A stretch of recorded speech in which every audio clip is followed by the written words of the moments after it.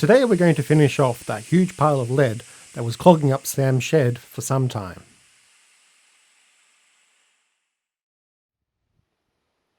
I've done a couple of these small ingots using the divot in the brick. One of them has an S on it, but it turns out backwards when we use it. I'm using the pot burner on the side of Sam's barbecue, as we've used all the small charcoal that we used last time when we did lead. We'll be sure to clean all the surfaces afterwards, so to remove any lead oxides that settled. This is the leftover lead that solidified in the pot after we poured that massive 32 kilogram paperweight. There's going to be a lot of back and forth today. Add more lead, let it melt, turn to face the mould and pour. I'll be sure to spice it up with some interesting facts about the process.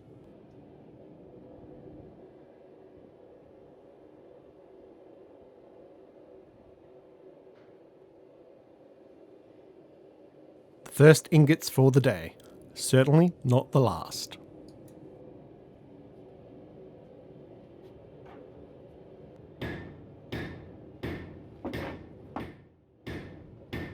I'm starting out with only a little in the pot, but as time goes on, you'll see more and more melted at one time.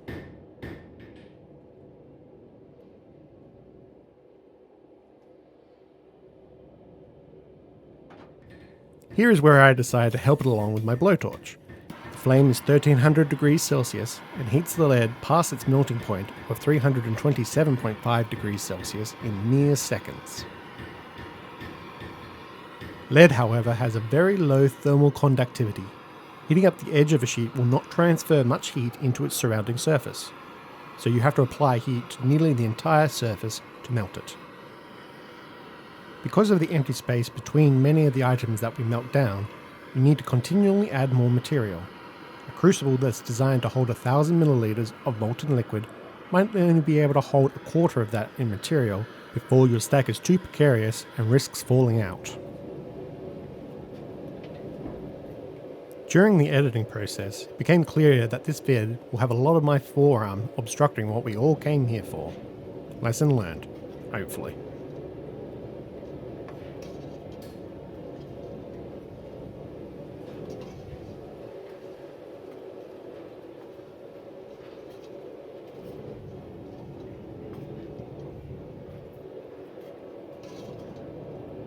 This here is mostly dirt, dust, and maybe some shavings from the grinder, but as the lead reaches its melting point, the other material will simply float on top.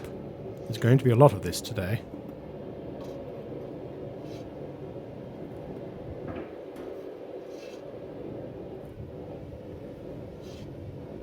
One of the things about this dross, however, it's likely to be contaminated with lead oxide. Any lead that's bonded with oxygen atoms can be lifted out and swept away by the air currents, and there are plenty in this circumstance. And here's today's warning. Smelting is inherently dangerous. This channel is not meant for children, and lead is particularly dangerous. Make sure you do research and take any relevant precautions. I might need a bigger spoon next time.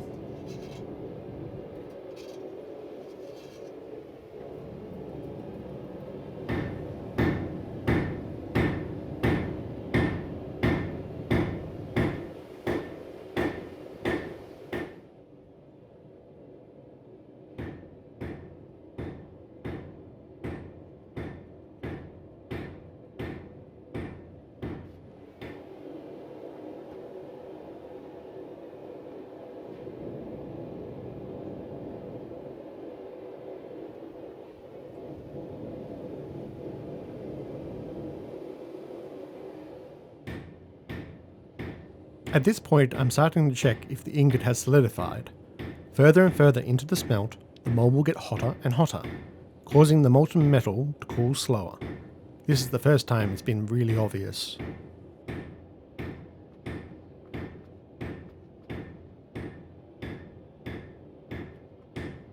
Thumbs up!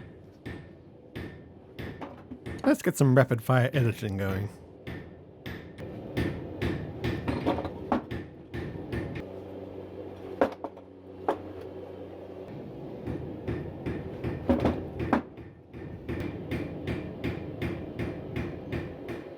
and the next round begins.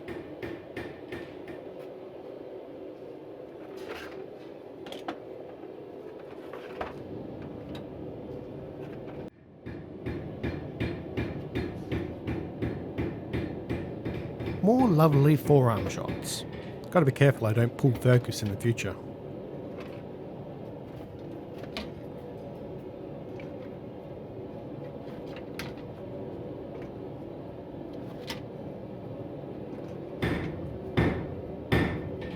This here is showing something Lord of the Rings fans will be familiar with. When the One Ring is finally thrown into the fires of Mount Doom, spoilers, for a moment it sits atop the lava protected by a thin layer of crust, but that only slows the eventual heating of the ring until it reaches its melting point and is destroyed. In some instances, dross forms a protective ring around the material, insulating it from the heat. Simply agitate the mixture, will break it apart and allow the material to be melted. At the end of the shoot, there was nearly 2 kilograms of contaminated dross.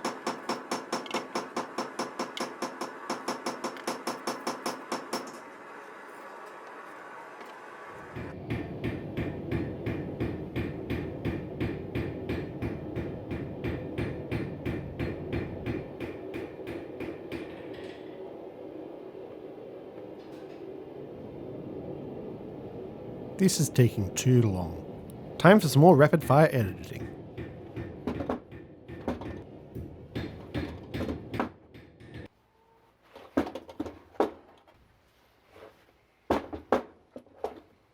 And suddenly we have another mold. Just ignore that round disc. It's not really there. Truth of the matter is that we tried using some old grinder disc containers, but we didn't preheat them, and all but the one there bonded to said container.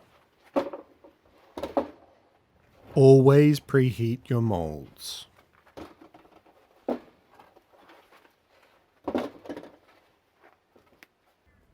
There, that looks a lot better. We decided we needed another large and heavy paperweight.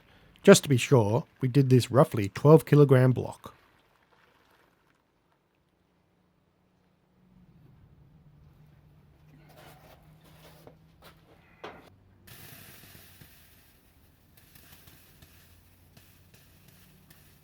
Still hot, but solid.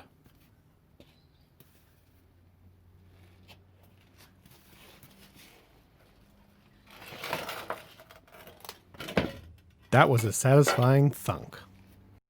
Thanks for watching. Be sure to like and subscribe for more from Alpha Smelting.